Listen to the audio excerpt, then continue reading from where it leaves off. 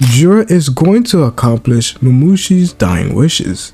We have finally seen that Mamushi has been taken care of, and now that we move on to this current arc, it's quite clear that we're going to be getting the reaction of Jura, just like what he gave us concerning Matsuri. And when you go back and you reread what happened with Matsuri, you would come to realize that the leap finally taking down Mamushi and leaving him and Hidari as the only Shinju alive is actually quite dangerous, as we have finally set Jura off, as he is slowly realizing that his people are dwindling. And the reason why this is very important is because of the words that Mamushi gave us before he ended up going to the leaf. They had a conversation concerning love, where it was quite clear that the way that Jura views is quite particular. He doesn't necessarily view them as comrades, but almost as an extension of himself in a simple way. And that way is through the experience that he can gain by seeing them grow through various emotions. Jura tells us that he had a glimpse of love, and he gained this by looking at Matsuri, including her tears, her grief, everything she felt towards Konoha and her moments of death. This is exactly what Jura was able to feel, to the point where it even made him cry due to how poetic it was. This is why Jura doesn't really intervene when it comes to the Shinju, even when they are about to die. And we've seen this with Mamushi, we've seen this with Ryu, we've also seen this with Matsuri. And with Ryu in particular, even though his torso bulb was in the air, he didn't do anything about it. He was just so focused on Boruto. But due to the simple fact that we have a Jura that actually ends up learning about various emotions because of the Shinju, it makes quite a bit of sense why he would let things play out, as he wants to understand exactly what is going on. But when it comes to Mamushi, it is quite different, because the instincts that he experienced wasn't the typical love that we all know, the romantic one. However, it was one more of possession and control.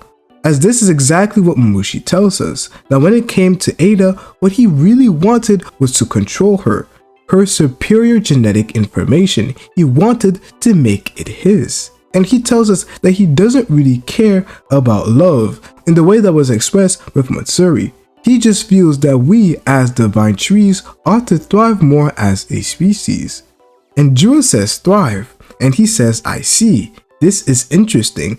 This might not be a bad way to learn about love. I find these words to be quite interesting.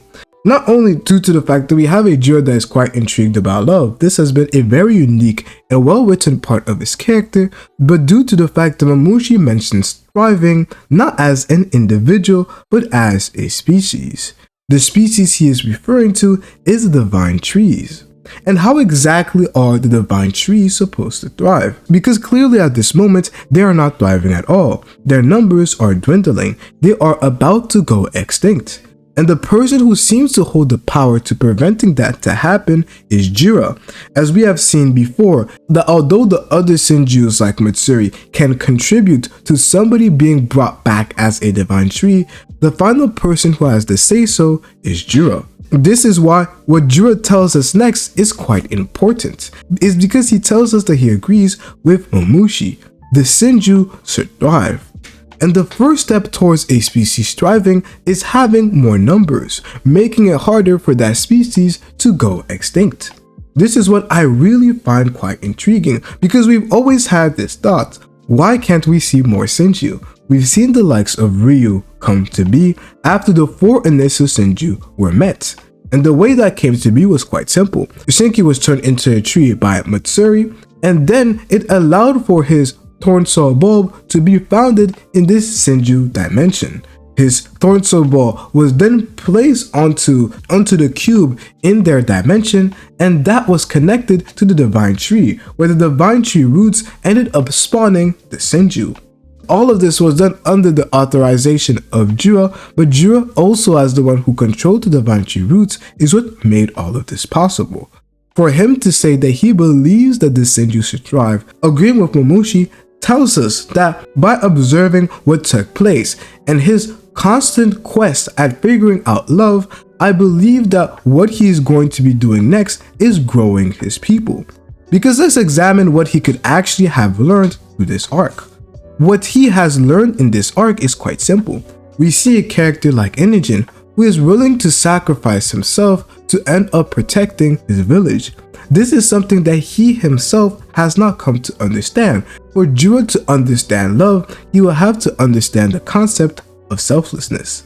And that can only come to be when he feels like he got something of his own, where he actually has a group of people that are not simply just extensions that allow him to feel emotions and gain understanding by the things they end up doing, but a group of Shinju that he actually feels connected with. People that he would not let die no matter what. People that he could potentially even sacrifice his life for. And I believe that this will be the key evolution when it comes to Jura and what we see come next, where he actually cares for the Shinju. I'm not saying that this will only be done with Hidari or Hidari will be put out the question, but by gaining more Shinju or by having Jura himself go and seek out people that he deems to be interesting throughout the Naruto planet, may be a quest that Jura actually ends up going on. And this quest that he goes on is potentially what may leave Hidari open for them to finally go and take Sarada out. One of the key parts of the whole plan with Kashinkoji is to separate Hidari and Sarada, where Hidari has to be the final Shinju before they actually end up going towards him. Obviously, Jura leaving could be something that allows that to take place, where we have Hidari who is now going to be the one targeted while Jura is not there and he is off doing his own thing. During that time, Hidari gets taken care of before we actually see him come back with all these various sword thorn balls that he has collected and can now finally turn into Shinju and develop his own group of people, his own soldiers, people that he cares for. This is definitely a route that can be gone with, and what we can extrapolate from Mamushi's final wishes, which was for his species to thrive. Or, at the very least, it will be for Jura to set him and Hidari up for a position of control, where either he ends up dominating his own region, which allows Hidari and the others to be in a position of power, where they're not necessarily fearing that the Leaf are going to find them out, but there are various ways in which we could see the Shinju thrive. But I believe that by growing their numbers, we could really see this being a possibility.